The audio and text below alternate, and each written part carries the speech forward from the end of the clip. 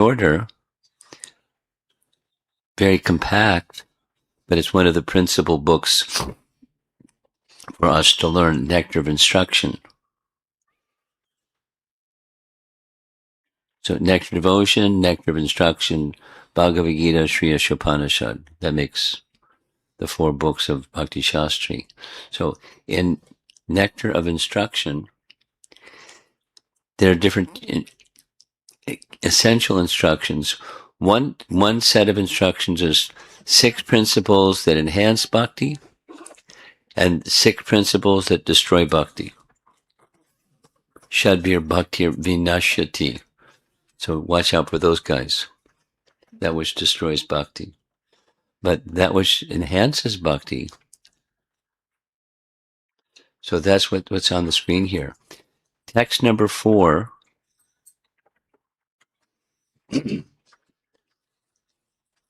of Nectar of Instruction.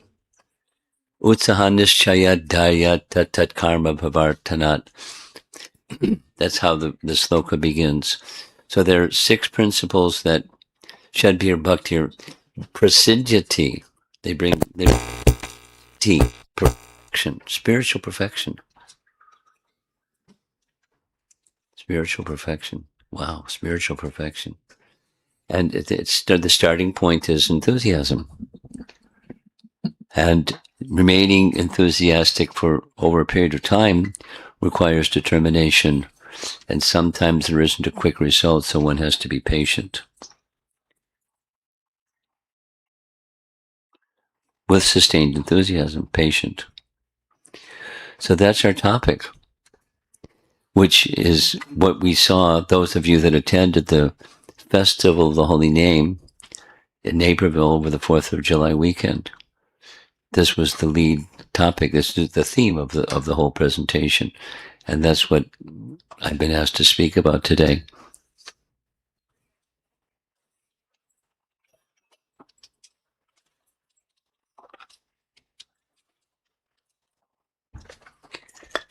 With the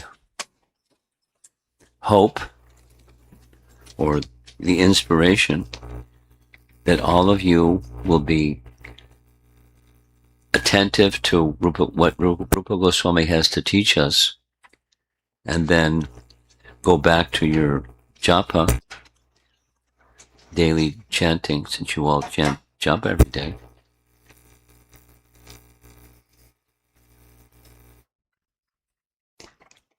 Ingredients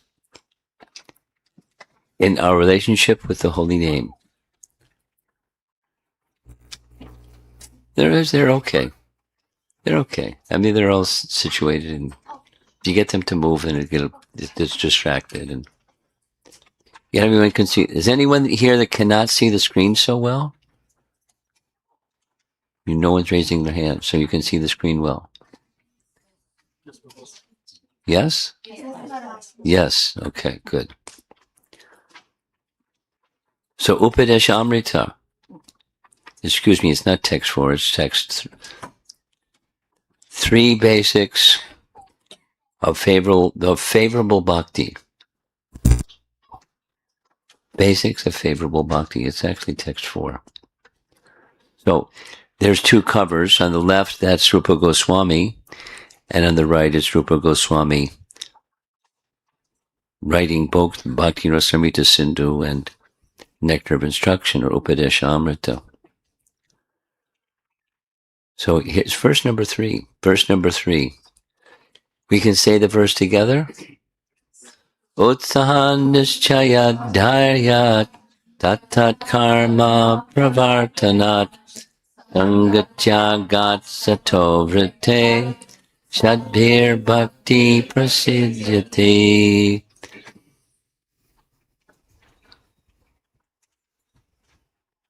You're getting a better angle so you can see the screen better.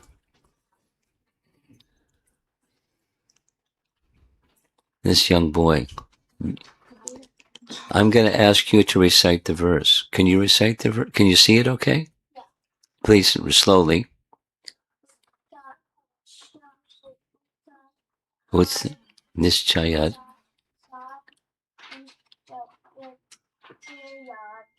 Good. Yep.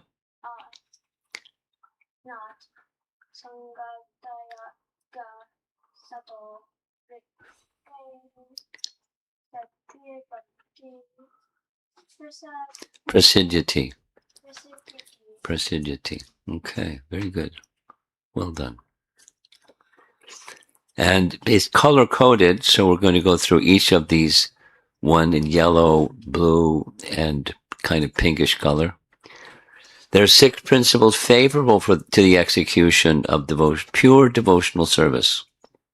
1. Being enthusiastic, utsahan. 2. Endeavoring with confidence.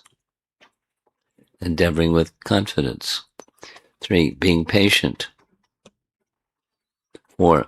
Acting according to the regular principles. That's tat tat karma pravartanat.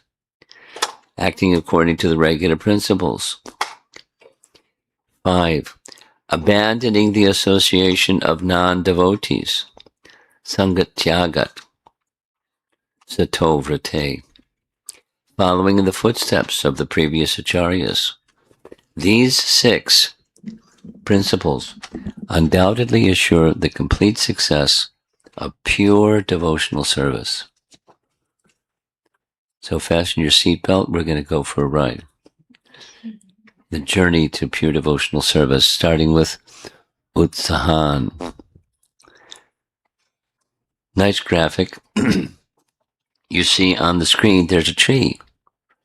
And you also see a part of the tree that you normally don't see.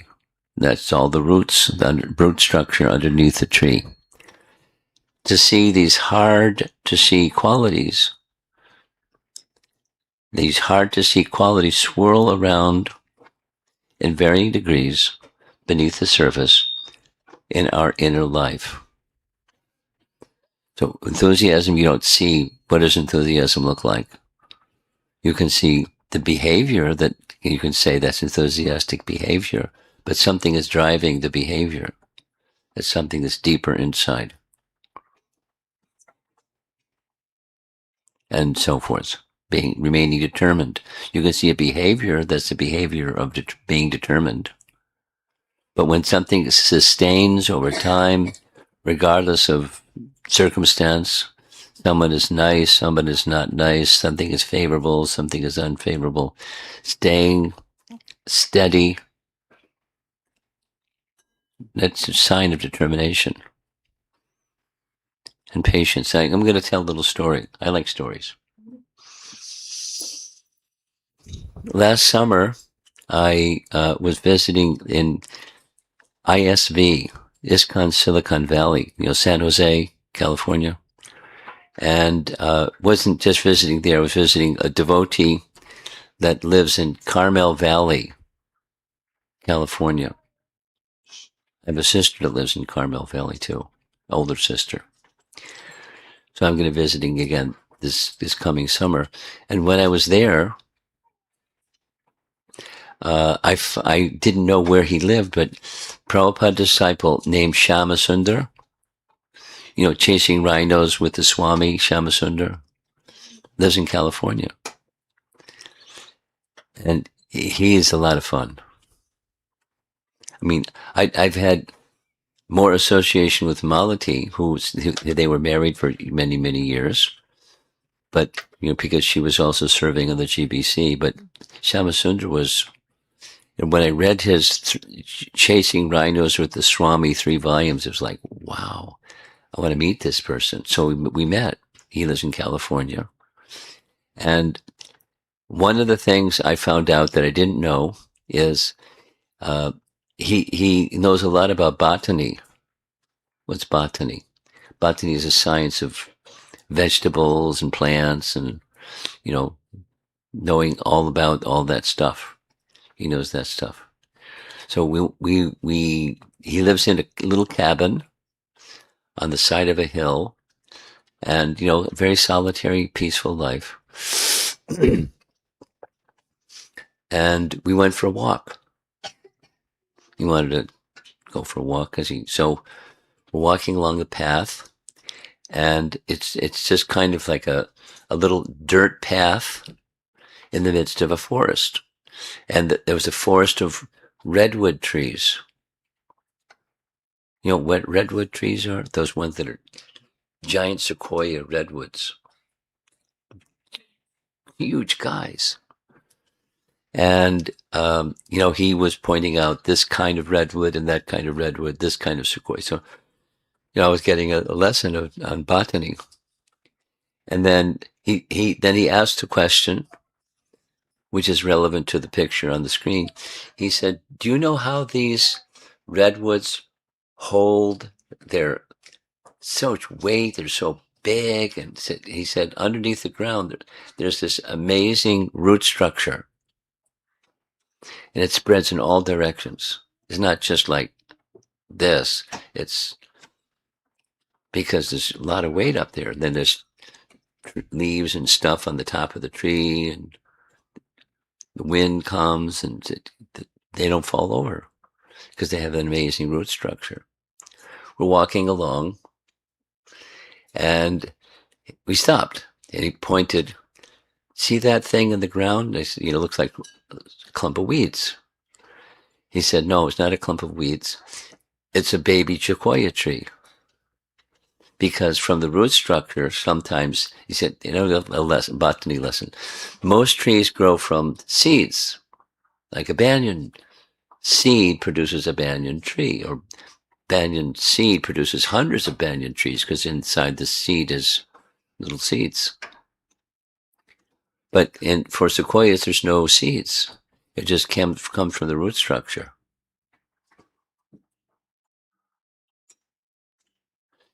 And we went for it was like, that was interesting. We came on the way back. This is, although it's in the kind of a forested area, there was a fellow that came, and I guess he's hired to keep the trim of the grass along the side of the trail down. So he had a lawnmower, and he mowed over that banyan tree. And it was like, pardon me. And, Shamasundra said, oh, these people, they don't know what they're doing. And so about 6 months ago, no, 6 months later, I had a phone conversation with him about something. I said, what happened to that little, he said, it's grown back because the root structure is there. So you can clip the top, but it's, all that's just to show what's on the screen. There's a root structure underneath trees that we don't see. This kind of photograph, you don't normally see the roots underneath a tree. But this is showing it for some reason. And similarly to the root structure of a tree, there are these fundamental ingredients or fundamental features of bhakti that when they're there, then you have a strong creeper of bhakti lata. In this case, it comes from a seed. There are qualities that are these three, utsaha, nishchaya, dharyat. That's a little lesson. And these three qualities, it's like gears on a wheel. So when enthusiasm or utsaha turns, it stimulates one's determination, because when you do something with enthusiasm, and even aside from chanting, you do anything with enthusiasm. So just this morning, Janava, and if you young girls, Janava. So she's taking lessons in classic Karnataka singing from Jyotirmaya. But Jyotirmaya is like a strict teacher. So she's got to practice, and she's got to take it seriously. And so she, for 5 years, and she's good teacher, good student, and she practices with enthusiasm. And that enthusiasm stimulates determination, because the quality of her singing is charming. and it's classical. It corresponds with a more mature stage like Jyotirmaya, a very mature stage of Karnataka music with rules and procedures and voice inflections and all kinds of things. So determination, it increases one's determination. Let's keep going. Let's keep going. And sometimes when you keep going, there doesn't seem to be a result that you had anticipated. But, there's a rule. Here's the rule. Expectations that don't match reality equals frustration. We'll go this way. Expectations that don't match reality lead to frustration. So if you have expectations, make sure it matches reality. And when it matches reality, when it's something that's real, then you can be patient. We'll have some lessons on all three of these. So one drives the other is the point. There are qualities that Rupa Goswami has given these three, and they connect with one another in a very natural way. So now we're going to start with enthusiasm. And enthusiasm is a principle of life, not just a principle of japa, it's a principle of life. Ralph Waldo Emerson, many of you born in India, you don't know who he is. But those of you youngsters, you probably already know who is Ralph Waldo Emerson. He's an American poet and a celebrated fellow and so forth. Nothing great was ever achieved without enthusiasm. So it doesn't matter what it is, to become a thief.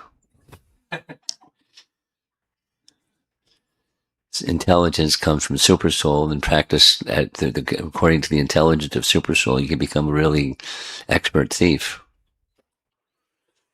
But nothing great was ever achieved without enthusiasm. So be enthusiastic.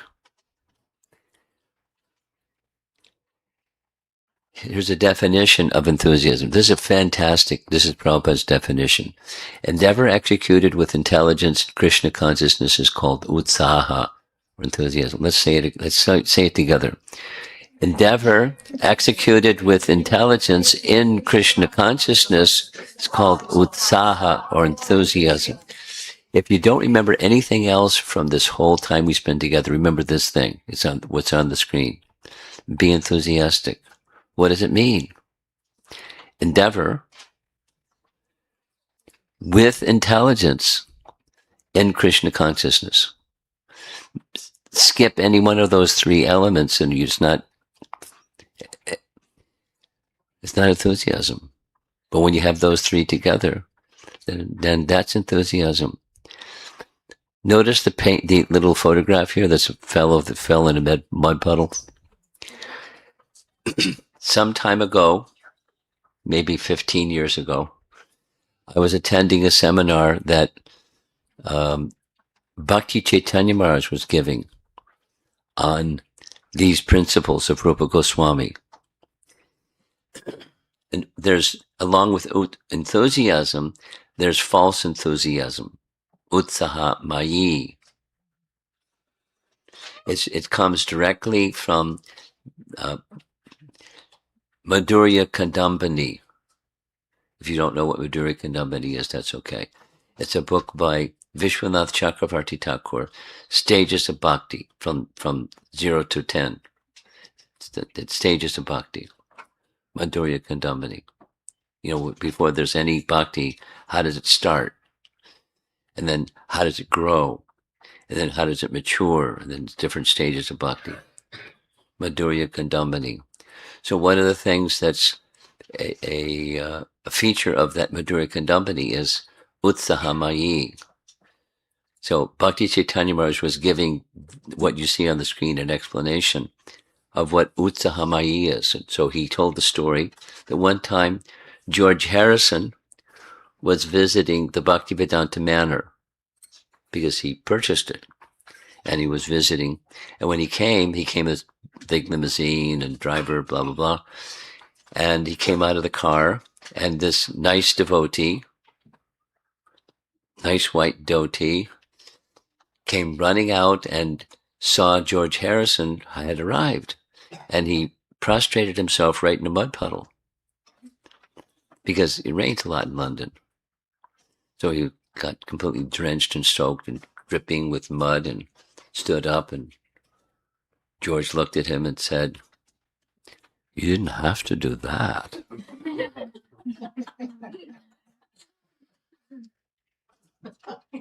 Utsahamayi. That's that fellow on the screen here. And over enthusiasm or overconfidence. So there's appropriate kind, and then there's the inappropriate kind. So that, in other words, with intelligence in Krishna consciousness, that Krishna should be pleased. No, enthusiasm is good, and too little is not so good, and over enthusiasm is not good. It can destroy bhakti. And so, what's intelligence in Krishna consciousness? That's a nice phrase. Let's find out what Jiva Goswami says about it. There are two methods of taking shelter of the Lord. Two. By announcing that one has no other shelter, and by giving up other means of shelter, by using good intelligence. So, some of you know there are, in Sharanagati, you've heard of that term before? Same young fellow. Sharanagati, you've heard of that term? Would you like to know what it means? Mamekam Sharanam. You've heard that verse from Bhagavad Gita, right?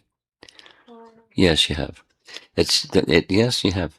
It's 1866. It's the final instruction that Krishna gives in Bhagavad Gita. You know the verse? Let's say it together. Sarvadharmam parijyaja mam ekam sharanam braja aham tvam sarva papebhyo moksha yeshami masuchaha. Sharana means surrender. And sharanagati, it's a little way of adding to the root word sharana, to attain shelter. Bhaktivinoda Thakur, you know who he is? It's on the altar upstairs, right? No, here? Oh, little ones, okay. Well, you know who is Prabhupada. You know who Prabhupada's spiritual master was? Bhakti Siddhanta. Prabhupada's Bhakti Siddhanta. And Bhakti Siddhanta's father was Bhaktivinoda Thakur. Bhaktivinoda Thakur. And Bhaktivinoda Thakur did a lot of writing. And one of the things he wrote was a series of songs about Sharanagati. In fact, that's the title of the songs.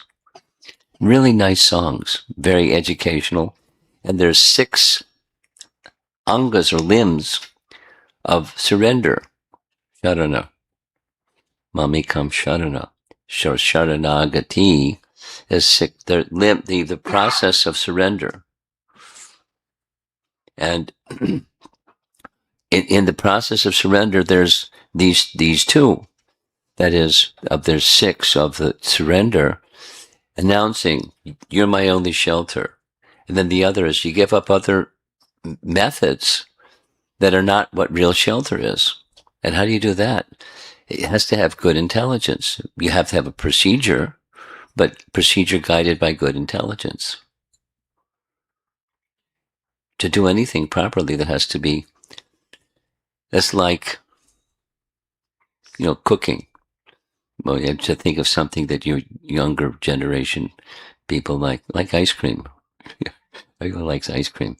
So how do you make ice cream? Supposing you just can't go to the store. You want to make homemade ice cream. That's nice. How do you make homemade ice cream? You go to the Jimuna cookbook and you find out how to make homemade ice cream. Or you ask your mom and she'll tell you how to make homemade ice cream. And if she doesn't know, she'll look at Jimuna's cookbook and she'll have the answer how to make homemade ice cream. So you follow the steps. You mix this, you mix that, do this, the other thing, and put it in the freezer and homemade ice cream. And it's the same yummy ice cream, probably better than what you buy in the store. But so it takes intelligence how you navigate the way from what's in on your shelf and in the refrigerator and you make homemade ice cream. It takes intelligence. And you combine this way, that way, and the other way. You got nice ice cream. Giving up other means rather than just, close your eyes and walk into the kitchen and you're going to make some ice cream. That's not a good idea.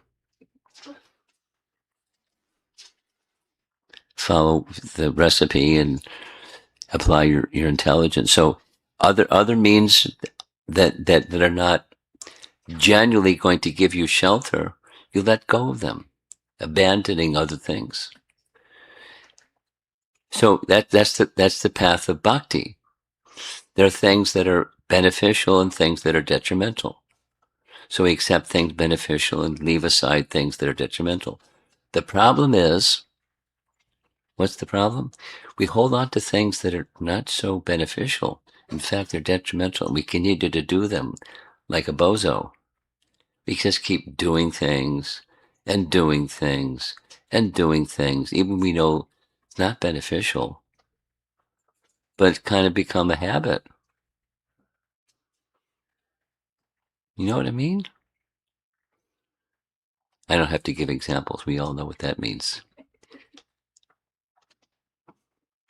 So how do you get rid of those things it takes intelligence. Where do you get intelligence? You don't go to the supermarket to get intelligence. It's not even just, go to school to get intelligence. You need to go to Super Soul. Super Soul gives intelligence.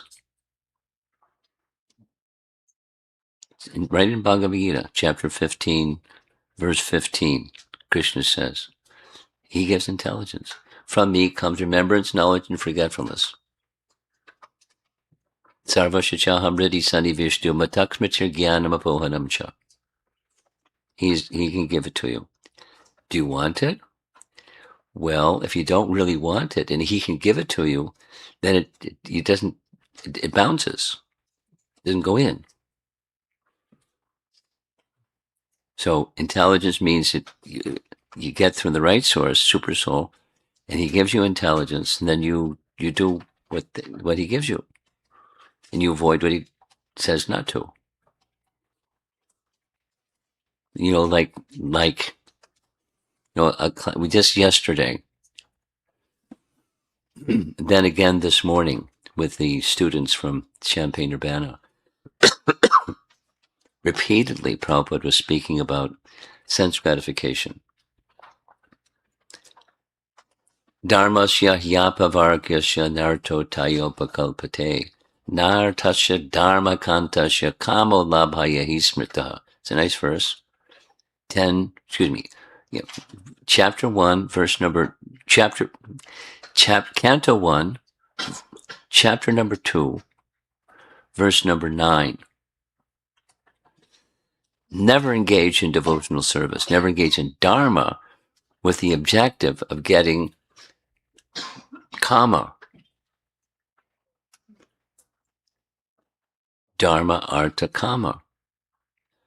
For material prosperity, what do you do with material? Generally, when people have material prosperity, they indulge their senses. They get stuff that you need money for to get, and then why do they want that stuff? Sense enjoyment. Why do you want the ice cream? For Krishna's pleasure or your tongue? But there is such a thing as ice cream that's for Krishna's pleasure, and that's bhakti. So that's endeavoring with intelligence. Two methods. Endeavoring with intelligence. You're my only shelter. Other means of shelter taking, I abandon, and by use of good intelligence. He gives a nice quote. It's from Uddhava Gita. Uddhava Gita's Canto 11 and a whole set of chapters. Uddhava, give up Shruti and Smriti, the path of enjoyment and the path of renunciation. Desire to hear more about Dharma and what you have already heard about Dharma. Surrender to me alone, the soul of all beings, using all methods with bhava in your mind. You will be fearless by my mercy. So he's not saying take shrutis and smritis and throw them in the garbage, and the path of renunciation, throw it in the garbage, and what you've heard about Dharma, throw it in the garbage. What you may hear in the future about Dharma, throw it in the garbage. It's not like that. But the purpose of all those things that may be beneficial have one purpose, the higher purpose, the purpose of the Vedas, the Shrutis and the Smritis, is to know Krishna. And how to know Krishna? Surrender to Krishna. This is the Sharana. You can remember that word? Sharana, surrender. So, Mamekam Sharanam. By surrender unto Krishna, because that's the essence of bhakti. There's the service, the activities. In a while, we're going to have arti, and there's kirtan, ringing the bell, and waving the incense stick, and there's some behaviors. But what's the essence of that behavior? That Krishna should be pleased. And if that's missing, the spirit is missing. The means of realizing Krishna is missing. So therefore he's telling Uddhava, abandon the other by use of good intelligence. Here's another verse, again from the 11th canto. O Lord, for one who is being tormented by the terrible path of birth and death and is constantly overwhelmed by the threefold miseries, I do not see any shelter other than your two lotus feet, which are like a refreshing umbrella that pours showers of nectar. Wait a minute. Umbrella keeps the rain away, right? Most umbrellas. But what's an umbrella that gives a shower of nectar? That's the lotus feet of Krishna. Then, because although the other kind of rain is being repelled by the umbrella, nectar comes from this lotus feet of Krishna umbrella. Like a lotus feet of Krishna is like an umbrella that showers nectar. And it's beyond the path of birth and death. When we recognize that there's no other shelter, that is what intelligence is. Nice? Question. I told you I was going to have some questions for you all. There we see Prahlad being pushed off a cliff by the buddies of his father, Hiranyakashipu. And as he's falling off the cliff, there's a nice commentary. When Prahlad was being pushed off the cliff, it's not that right away Lord Vishnu showed himself. Lord Vishnu waited. What's he going to do? Is he going to scream? Is he going to cry? What's he going to do? He didn't show himself. So Prahlad had all confidence. He knew he had shelter. And so he's flying through the air. And Lord Vishnu was there and caught him. This is a verse from the 7th canto of Bhagavatam, where it's described that I know that without Krishna consciousness, without taking shelter of you lotus feet, one cannot be happy. That's Prahlad. That's his understanding. This is Canto 7, Chapter 9, is the prayers of Prahlad to Lord Nrsingadev. So this is after this event, but he's saying he was in that consciousness that You're my shelter. I have no other shelter. Whatever may happen, you're my shelter. I have no other shelter. It's positive and negative, both. Positive and negative. Some of you like Ramayana. Who here likes Ramayana? Okay. There's a very nice passage when Vibhishan wants to take shelter of Krishna, take shelter of Lord Ramachandra. Who is Vibhishan? Vibhishan is the brother, the biological brother, Ravana.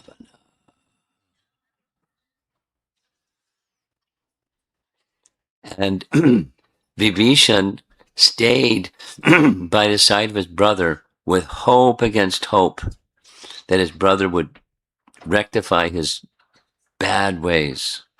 He tried and he tried and he struck out. So finally, he left. He left the royal assembly, and he had assistants, and his assistants rose up in the air, and they went all the way to where Ramachandra was, and he stayed hovering in the air, saying to Sugriva, "Please send a message to Ramachandra. I'd like to take his shelter." So there he is hovering in the air, and Sugriva went back and told the message and said, "I don't trust him," and gave his reasons, and da-da-da-da-da-da-da, and then it was like this big, what do you think, what do you think, what do you think, and different people had different opinions. And finally, Ramachandra turned to Hanuman. "Hanuman, what's your opinion?" Hanuman said, "You already accepted him. There's no question about should you, shouldn't you. You've already accepted him because your nature is anyone who takes shelter of you. That's it. That's it."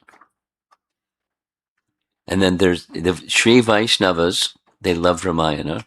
They have extensive commentary on Vibhishan's surrender. And it says these same two things. You are my only shelter. I've given up all other shelters. Same two things. It's not a coincidence. It's just that the nature of what surrender is. So having shelter, he had shelter. And there's no other place. One cannot be happy in any other place. However, if you just use your material intelligence, good luck. In other words, without the wisdom of transcendental intelligence, spiritual intelligence, there's limits. The material intelligence can't penetrate spiritual reality. The mind of a conditioned soul cannot penetrate spiritual reality. And material existence, what to speak of spiritual reality, even material existence. Okay, so here's a little list. I'm taking too long because we're not going to finish in time. What to do? Maybe we'll just stop with enthusiasm, huh?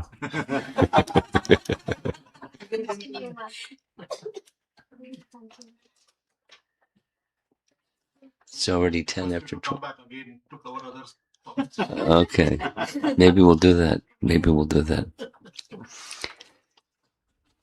So how does the body heal itself? Who can say how the body heals itself? I'm going to tell another story. Once upon a time,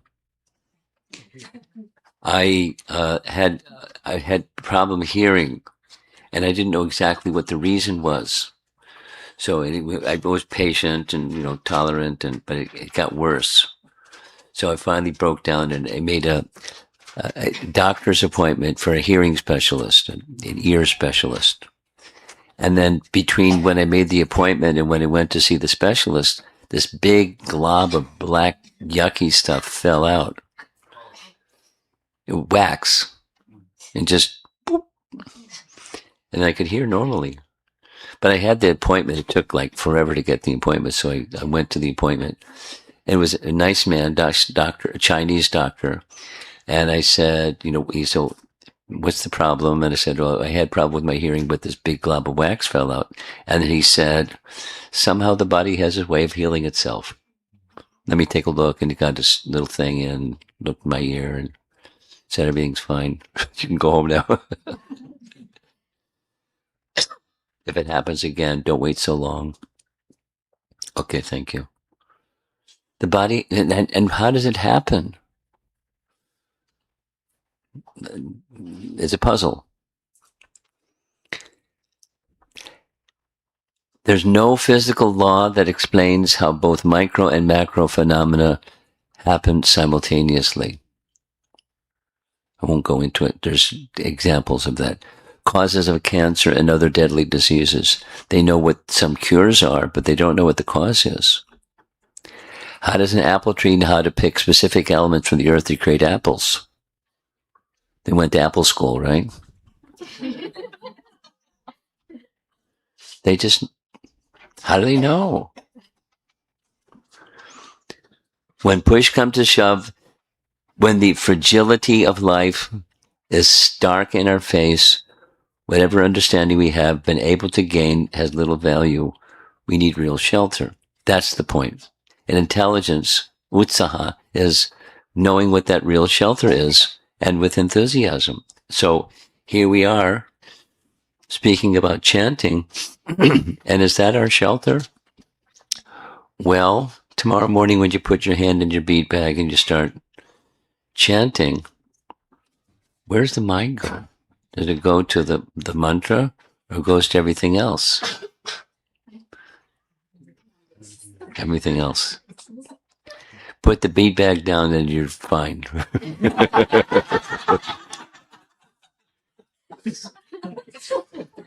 Oh no, I have to chant my rounds before the end of the day.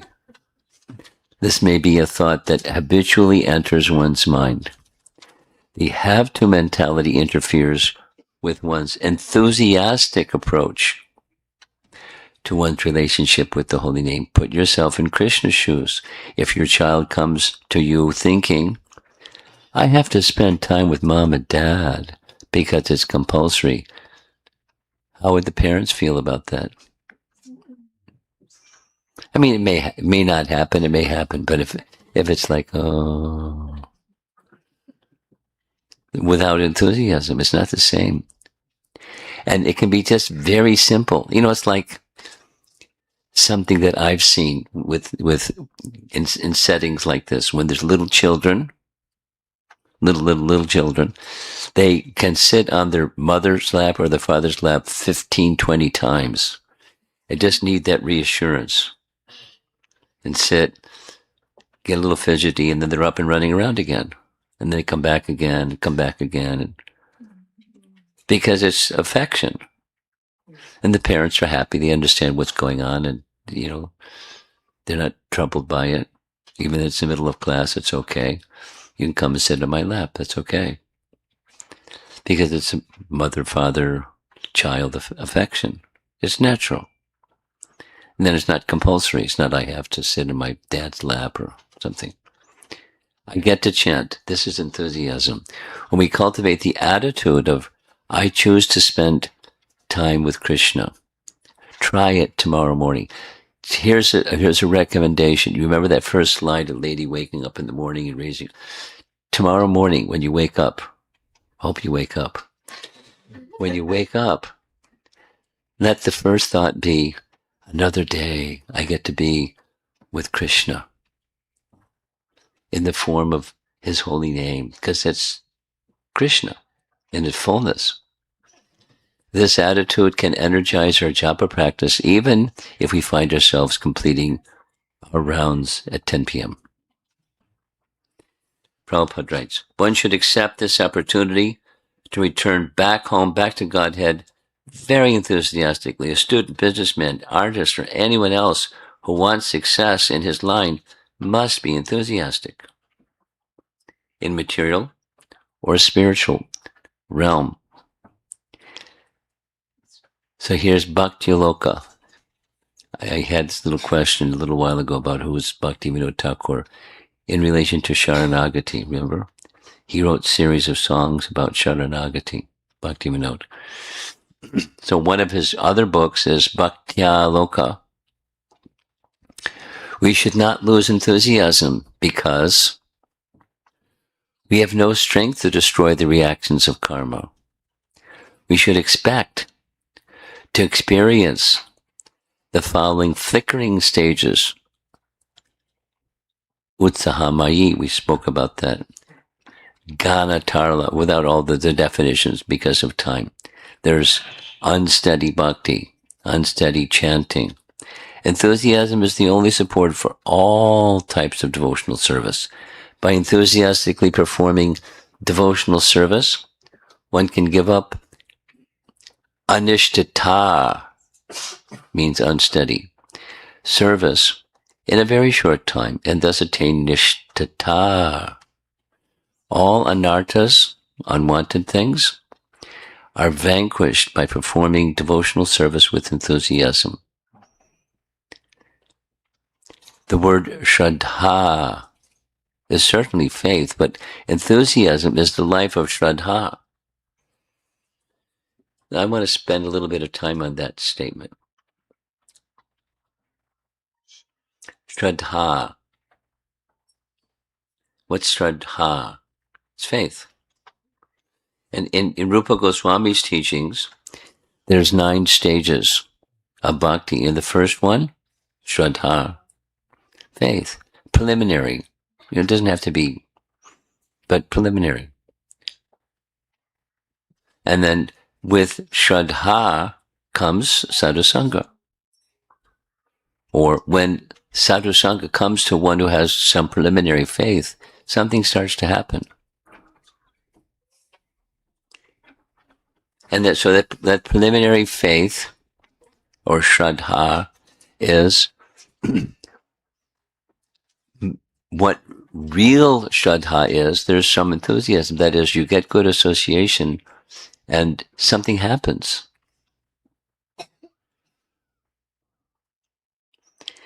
I'm going to stop. And because of time, I'm telling too many stories. But I'm going to tell one more story. I'm looking at our youngsters, and many of our youth really like kirtan. Yes? Say yes. And one of the celebrated kirtaniers in ISKCON is Badahari. Have you heard Badahari's kirtan? Oh, no? Oh. We'll have to make some arrangements so you can hear Badahari's kirtan. Ask your mother or father to play, he gets his recordings. He's good. He's like, Badahari is the kind of kirtan singer. As soon as he sits down to the harmonium, he lights up like a light bulb. He literally glows.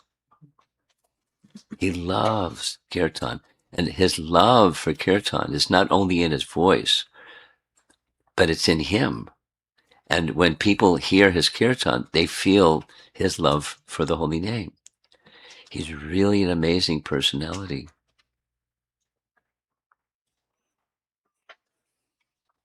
His wife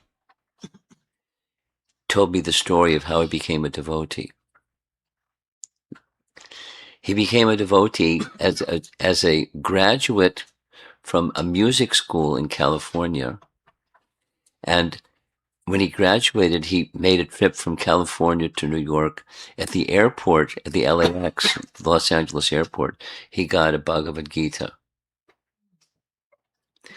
When he got on the plane, he read Bhagavad Gita. By the time he made it back to Los Angeles, he was ready to move in the temple.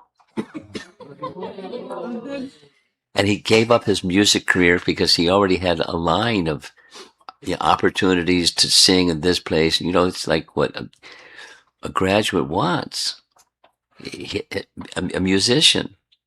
And he was a well-known person already. He just turned his back on all of that and moved in the brahmachari ashram or washed pots or something. I don't know what most brahmacharis do, brahmachari stuff. Because it was quite natural for him. This Adao Shraddha, together with some sadhu sangha, the sadhu in that case was just Prabhupada's book. Whoever that devotee was to distribute the book, yes, but it's Prabhupada in his book. And he imparted and awoke. And then since then, he's a celebrity. I mean, he should be because of his love for the holy name. And we're the chanters of the holy name.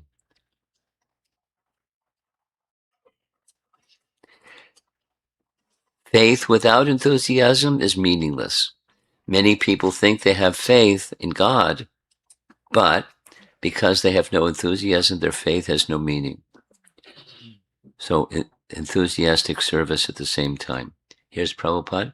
I'm in due receipt of your letter of 17th instant, and although it is not very encouraging, still I am not a man to be disappointed.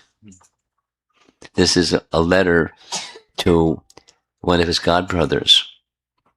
And one of his godbrothers apparently was not saying something very complimentary to Prabhupada.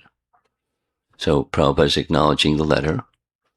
And though he's not feeling encouraged by his letter, I'm not disappointed. His enthusiasm, you can shower torrents of rain on his enthusiasm and it's still a fire. That's enthusiasm. What to do if you're not feeling enthusiastic? Prabhupada was asked this question. Prabhupada, it's nice to chant, to dance during kirtan, but when sometimes during kirtan, I'm not feeling enthusiastic to dance with the devotees. What should I do? Prabhupada said, dance. And then you'll feel enthusiasm. That was his answer. It was like so simple. Whether you're feeling it or not, in the association of those who are enthusiastic. Now here's a discussion topic, and there's 3 of these, and we don't have time for 3 of these. We're going to do 1, and then we're going to call it quits for today. Okay. This is called the breakout session. That means you see your friends nearby. I'm looking at the youth. You have a few friends. And so little groups can be 2 or 3 or 5 or whatever you like. Look around, and then we're going to have a little discussion group on why do you chant? What inspires you? Because you have to, right? No. What inspires you? Because it feels good, because we promised we would, because it's now a habit, because I don't want to suffer, because we fear the consequences of not doing so. You understand the topic? Here's a young fellow that he's supposed to chant, but he's not really sure he wants to chant.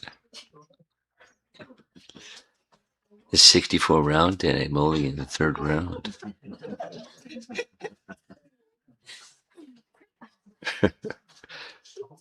Clear? We're going to take 3-5 minutes on the count of 3. 1, 2, 3. There are some devotees sitting on the stairs. I'll just welcome them. Okay, well, those of you that are sitting on the stairs, you can just fly over here. There's a lot of space here. There's a lot of space here. Please come.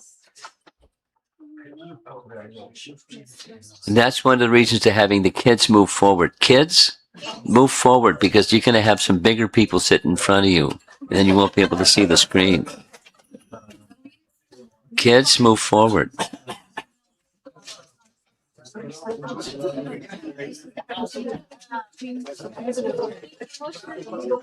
Ah, very good.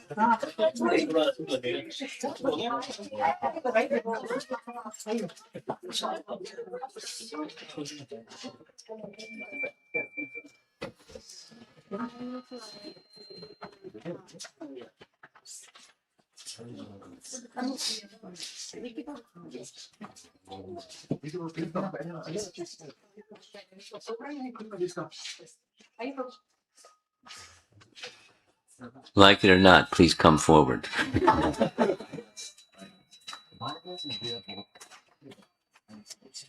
Okay. I didn't get to 3 yet. 1, 2, 3. Start your discussion group. Find a friend or 2 or 3 and start your discussion. The topic to discuss is on the screen. Enthusiasm.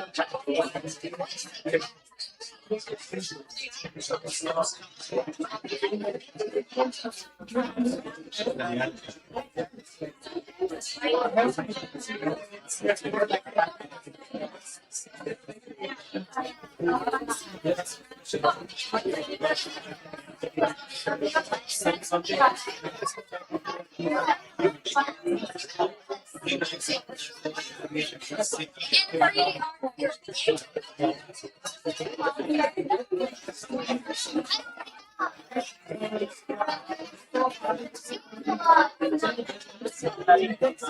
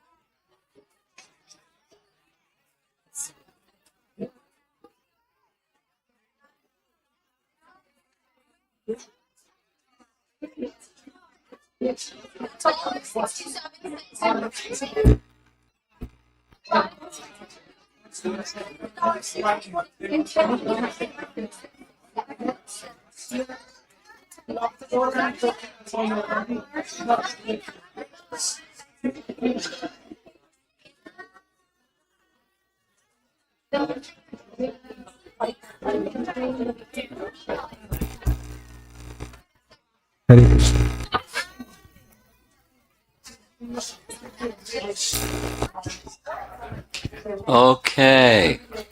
You're all very enthusiastic.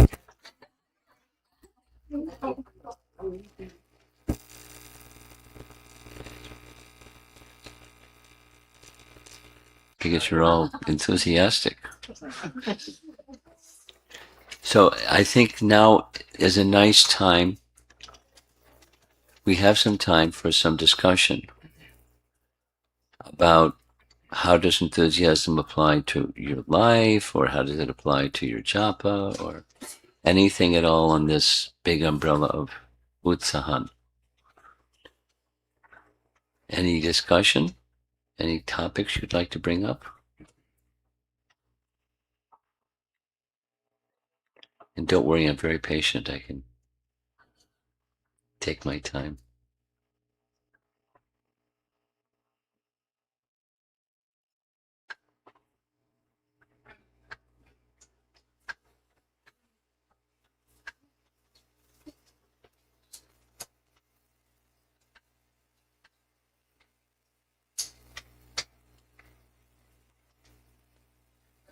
Yeah.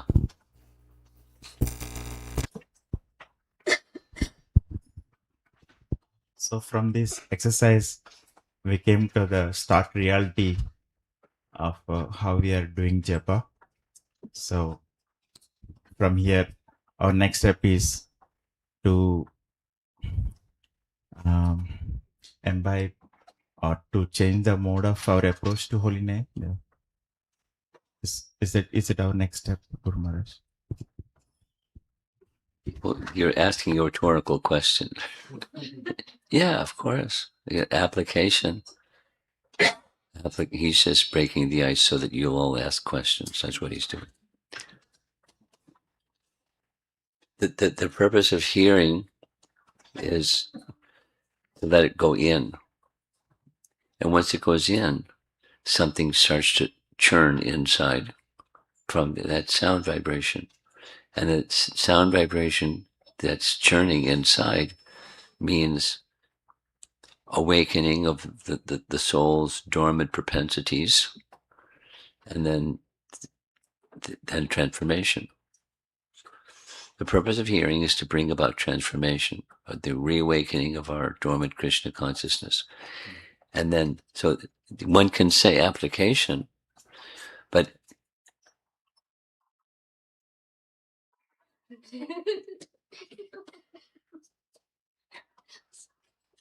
one can say application is our business, but really transformation is our business. And transformation comes from proper hearing. So it's not just information. There's information, no doubt, but transformation. And so, in other words, we'll say the same thing again, but in other words, the heart is a potential vessel for receiving bhakti. That is, potential vessel for receiving bhakti, because within the heart, bhakti is already there. Prema bhakti is already there, but it's now dormant. And the method of awakening that which is dormant is by sound. So the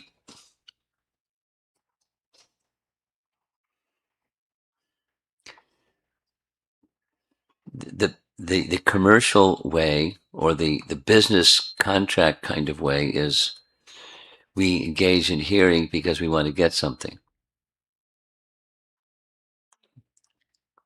And the spiritual way of hearing is, I'd like to awaken to what I've forgotten. I want to awaken my dormant Krishna consciousness. So that the transformation is what brings the application. It's not the commodity of something that's going to give me what I want. It's a very different orientation. It's the flip side of orientation. The material side of, just like, your children, the material side of education is, I go to school because I'm going to get, something. I'm going to get an A in my report card, or a 90 on my report card, or 100 on my report card, and mom and dad are going to go, "Yay, you did great." So I get some pride that I did good. And then the next year, and then the next year, and you keep climbing the ladder of doing well, and then all the rest of it. That's on the material side. You do something to get something. Relative. Commodity exchange. And real education is spiritual. It's awakening of what we've forgotten. And that's what the process of hearing is meant for. So we just spent an hour plus on the process of hearing about enthusiasm. And the benefit is the awakening of something, the dormant enthusiasm, and this because that's our topic, the dormant enthusiasm that's potentially within each of us. So the commodity side is, I have to apply it. There's a devotee somewhere, I won't say where, his submission at the end of every class is, my takeaway is, then that's the commodity method. I don't say this to him, but it's just a general principle. It's just the application. What I'm supposed to get from this is check this box, and there's nothing wrong with that. That's also part of learning. But then the deeper part of learning is the transformation. It's just, I want to awaken my dormant Krishna consciousness. So application is part of it, yes.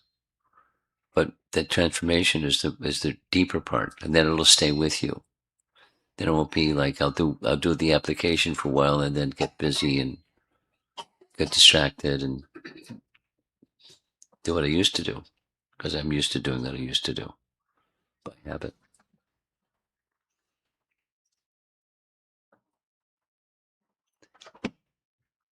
So, Guru Maharaj, you talked about habit.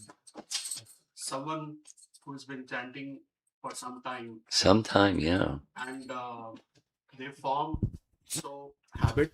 Yeah. Some good, but majority of it is not so good. Yeah. So, if we want to restart, so some of the things that we discussed as a group is for 26, japa could be the focus, right? We usually have so we usually have every year we set some goals just to set the mood for the upcoming year. And for 26, our goal is that how do we improve the quality of japa? And knowing that we have all these habits that have formed for a long time, if you could offer one or two practical steps to focus that sets the mood for 26 for all of us, that will be very grateful. Thank you.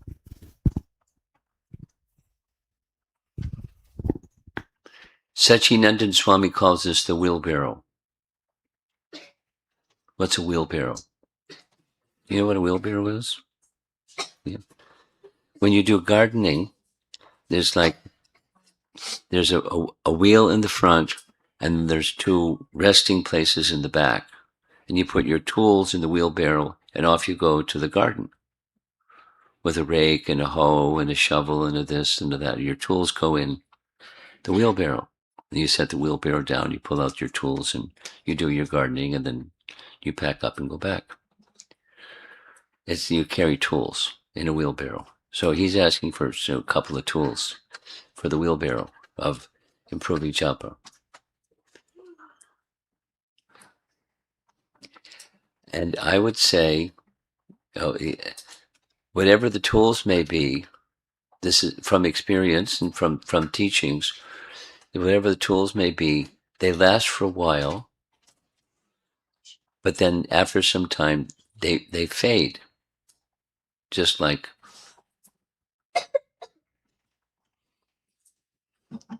so, more important than the what is the why. I'm a believer in why. The question, asking oneself the question, why. Notice that's what's here. Why do we chant Krishna's name? What motivates us to chant? So you answer the why question, and then the what and the how follows behind. Otherwise, your wheelbarrow can be loaded up. Find something that works and do it for a while, and then it'll fade. Here's an example. Dhyana Chandra Goswami. Who's he? He's a disciple of Akreshwara Pandit. Who's he? Vikreshwara Pandit is a very intimate associate of Chaitanya Mahaprabhu. Dhyana Chandra Goswami was his disciple. Dhyana Chandra Goswami was particularly focused on the why of chanting, and then came the what. So one of the tools in his wheelbarrow was called Trataka. What's Trataka?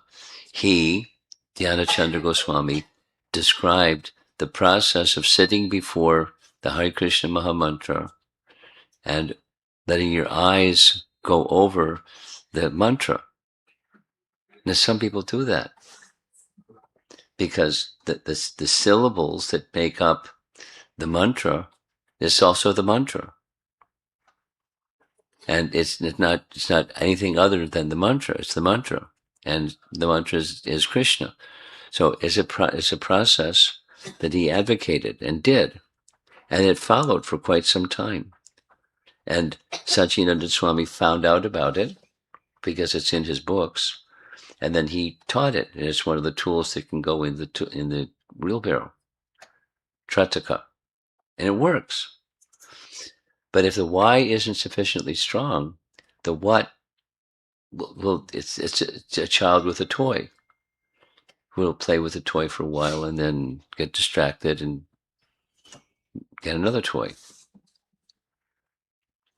So I'm not belittling something Dhyana Chandra Goswami is advocating. I'm emphasizing rather the why is more important than the what. So that I recommend for your Sangha here that you all take seriously, personally, individually, not borrow from your neighbor or your friend. Why? Is it important?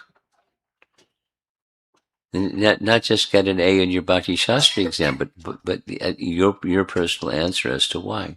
Why is it important? Why? Why do we chant? What is it about chanting that's way up there in importance? Well, it's the Yuga Dharma. So it's the means for my spiritual elevation. That's the why. And is that something that you own, or it's just like, is it notional that you have the answer comes out very quickly? You follow what I'm saying? It's something that's within that means something to you.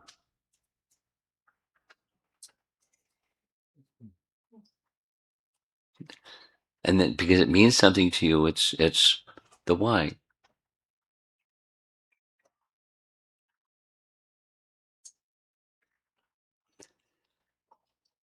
I'm a believer in the why question. I'll give another example of what I'm saying.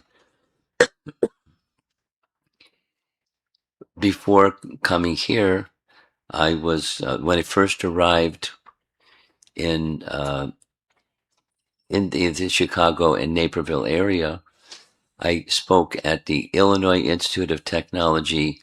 They have an ashram. Maybe some of you know about the place. There's a place, and it's just for students. It's owned by ISKCON, but it's for students to practice bhakti together, in a supervised manner. So the devotee that's supervising, his name is Manoj. So he at the end, I'm walking out because there was quite a substantial gathering of young, energetic college kids. A few ladies, but mostly men.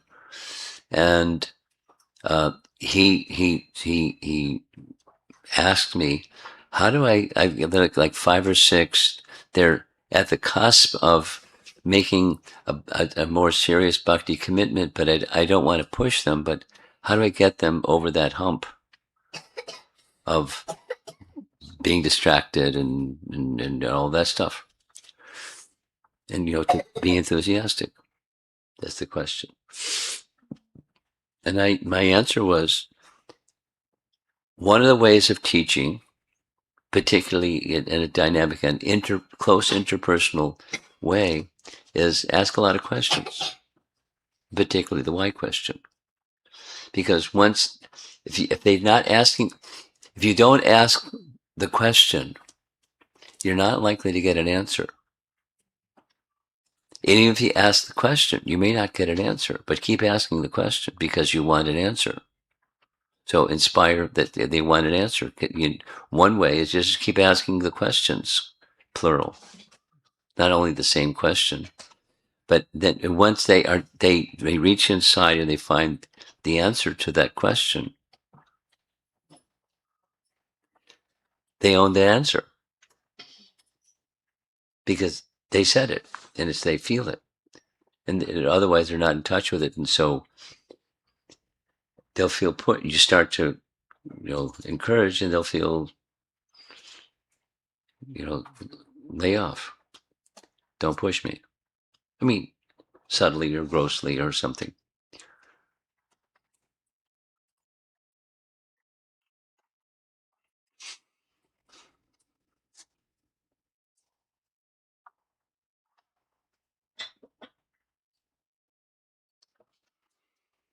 How does bhakti begin? This is Adar Shraddha principle.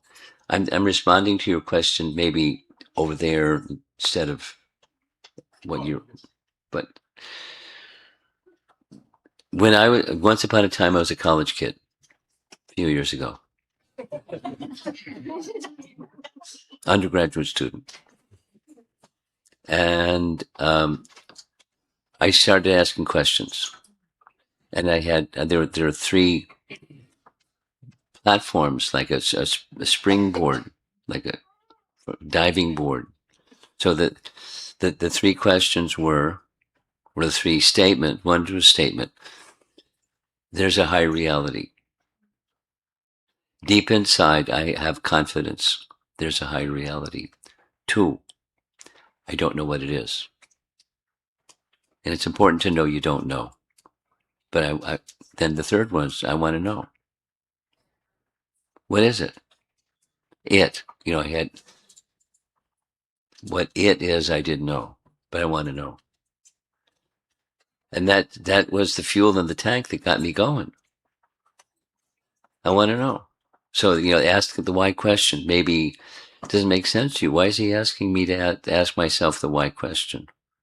I don't understand why he's asking this question, so I'm not going to ask it. And then you'll never know. But if you start asking, then someone can bang you on the head and you still don't know. But, if you're asking the question, there's a chance to get an answer. Seek and you shall find, according to the Bible. Seek what? Fill in the blank. The high, the source of everything. That's a high one. That's too high. So bring it down a little bit. So fill in the blank. What is it? What is it that's I would like my life to be? That's not there right now. And it's not just then it's not apavarga, pavarga, and apavarga. And that's something on the material side. What's something on the spiritual side? That's missing inside, and I'd like that missing hole to be filled, please.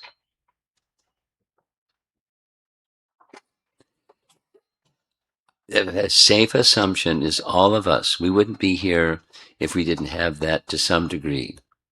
We'd be off somewhere else doing something else. So that there's an assumption, reasonable assumption.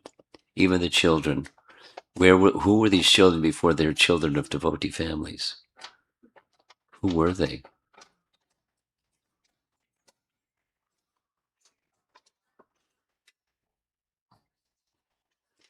This is Srila Prabhupada. To Burijan and Jagatrini had a young daughter. And the young daughter, from the first words that she spoke was Prabhupada.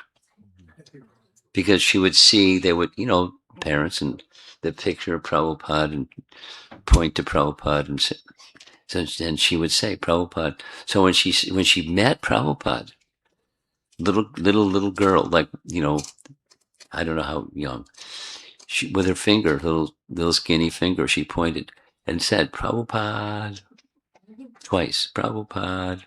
And Prabhupada recognized and said to Burijan, in your previous life, your daughter was an elevated yogi. And then he said, I say that on the strength of what Krishna says in Bhagavad Gita. How is it that she can sing and dance like this in kirtan without having that prior something? So, of course, something in this life, the with association of sadhus, that tendency is now becoming matured. So all these, don't get puffed up, kids, but, in your previous life, you did some good stuff. Otherwise, you wouldn't be here. You'd be in La La Land with the other kids. So please continue. And so now the rest of us that are, a little older than the children, what's next? And how do we get to what's next? Do we want to? And if so, why? Is it important? If you don't have the answer to that question, something else is going to be important. And n number of other things, and mix them up, and then you get life. That's important to me. And there's lots of things, but if there's this is the Sharanagati. There's one thing: you're my only shelter, and I have no other I have no other means to achieve real shelter. This is it. That's what's the enthusiasm behind enthusiasm is that sense of there's a place of shelter. There's faith and there's real shelter there. Ultimate shelter. So that's my answer to your question. It's not just put stuff in the wheelbarrow. Yes. Hare Krishna Maharaj Ji. I have one question. One question. Yeah. You have a lot of enthusiasm. You don't need a microphone. Go ahead. Like you want why questions, so this is why. Why we have to do 16 rounds and not couple of rounds with full heart? I didn't meditate on this question, but is it clear? Oh, it's clear. I heard. You don't need a microphone.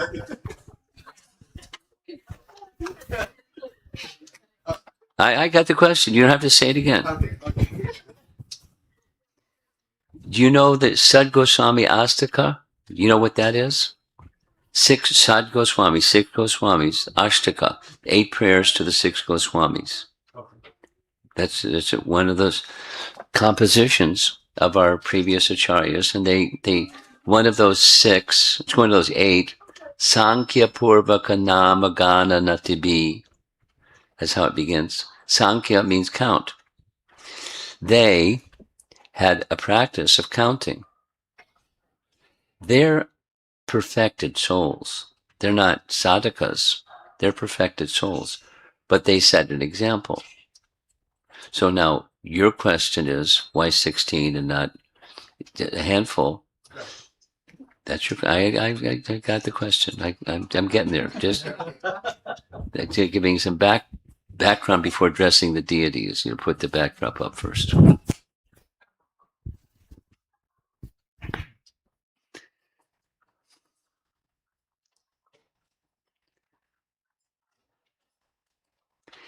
Prabhupada said, if you can chant one mantra, not a few, one mantra with full attention, without offense, perfection of life. However, so most of us require gradual purification. And to have gradual purification, it's good to be regulated.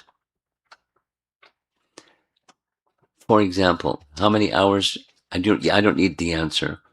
But how many hours of sleep do you need every day so that you can function, alert during the day? I don't need the answer, but we need some persons less, some persons more. But we need to have an idea of how much sleep I need. Or how many times do you eat each day? Different people have different practices. But, you don't eat too little, you don't eat too much. You need some numerical something. So 16 is a concession because it has everything to do with one lack of names. With 64 rounds, 64 rounds is what the practice. Would you like 64? We can make it 64.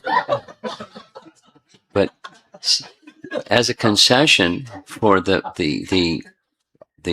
audience that Prabhupada was speaking, he reduced it by 1/4.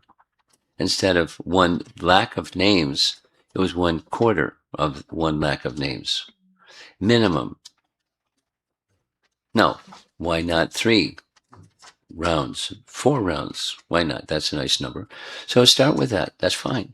But then for our founder Acharya of Srila ISKCON, he understood the necessity of some standard, and he set that as a standard because it's a reasonable standard for someone who's committed that to spend X amount of time, spending that much amount of time to chant 16 rounds.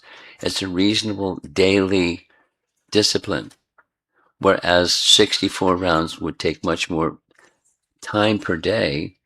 And most of our go Western lifestyle, people wouldn't be able to do it. It's unreasonable expectation. Now, if they can do it, fantastic. But do it in such a way that it's genuine and not artificial. So it's our founder Acharya cut it in a fraction to make it sufficient that there's a minimum standard for Western people. And then the same applied to people in India because they're also imitating the Western people, sorry to say. And so that's how it was established. And then the word minimum for Diksha. So to perfection, one mantra.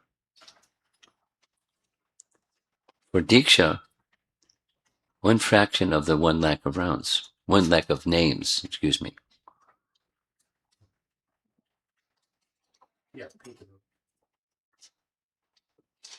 Yes, you got the microphone. Go for it. Krishna Prabhu.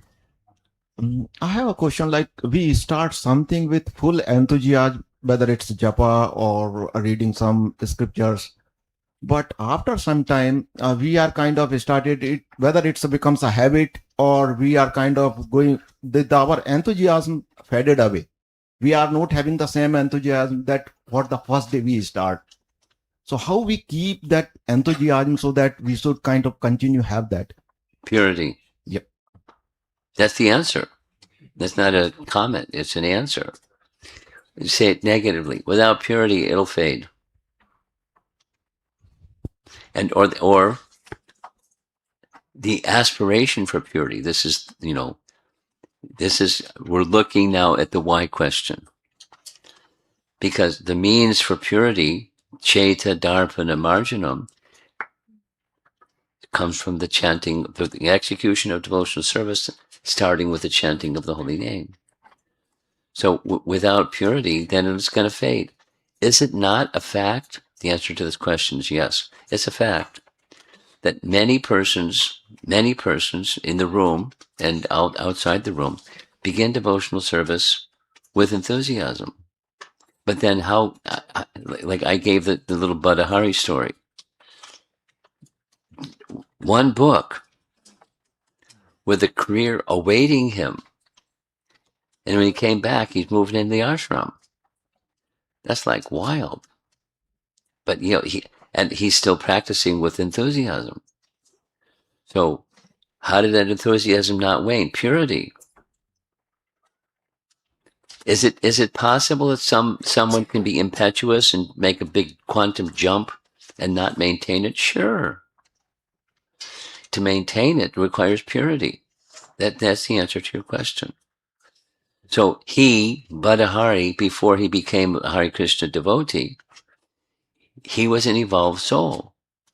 And all it took was that little spark, Bhagavad Gita as it is, and he ignited.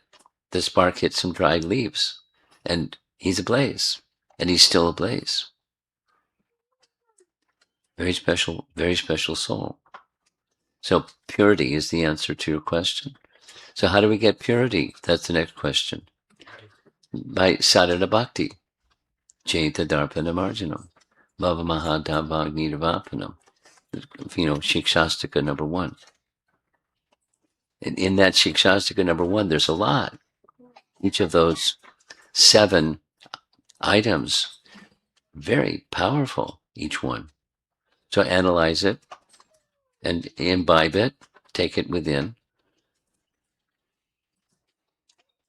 And that gives us the key to how purity can be accomplished. But then comes Shikshastika 2. Supposing I know all these things, but I don't have any enthusiasm, nanaraga. Or I start with enthusiasm and get yay, and then boo. So how do I overcome that dip? That's Shikshastika 3. There's a sequence too. It starts with humility, etc. The items of Shikshastika 3. And then that's the path to purity. There's something internal that accompanies the path of purity. So become familiar with what that path is and walk the path up and down and up and down and up and down. And what happens even if there's no trail, you just walk up and down a path and there's the trail. That's how trails come from. Some blazes the path, just up and down and up and down. Practice. Abhyasa. Even when I'm not feeling the same initial enthusiasm, stay with it. Just like our youngsters. They're hearing all this as we're hearing all this. And, some of them, how many hear chant jump every day? Everyone hands goes up. What's going to be like 5 years from now? And then 10 years from now, etc. Purity. It touched the heart. And there's something moving in the heart. The power is there in the process, in the name, and the sound. And some persons are touched and some aren't. Some have more of a crusty layer than others. Years and years and years of non-bhakti. So the spark falls on.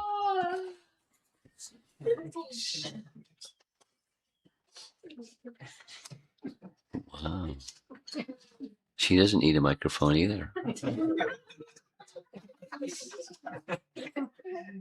You okay? Okay. Next. Anyone? Look, it's time to end. We're supposed to have RT at 1:00 and it's 10 after 1. Let's have RT. Srila Prabhupada ki jai.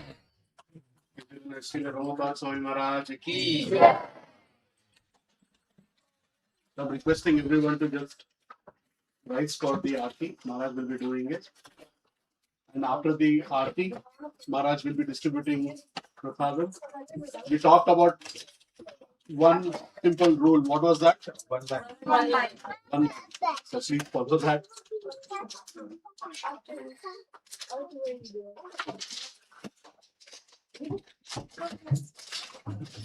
I request Sadurga Mataji to only one Mridanga.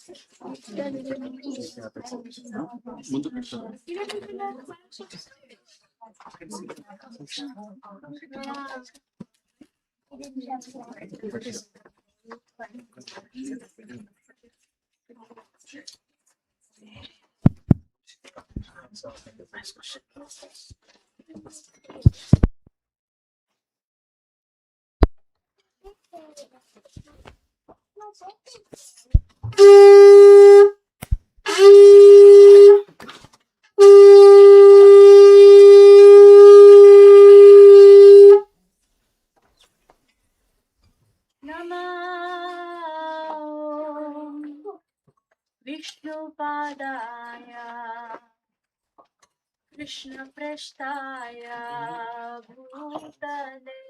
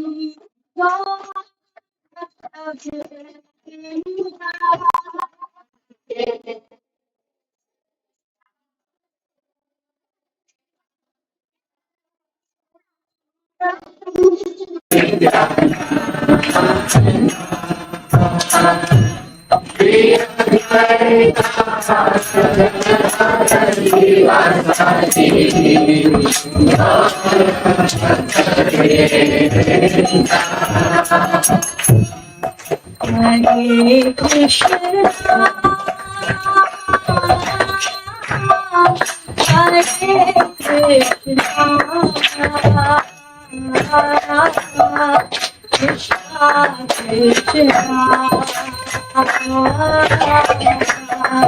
Hare Krishna, Krishna Krishna, Hare Hare,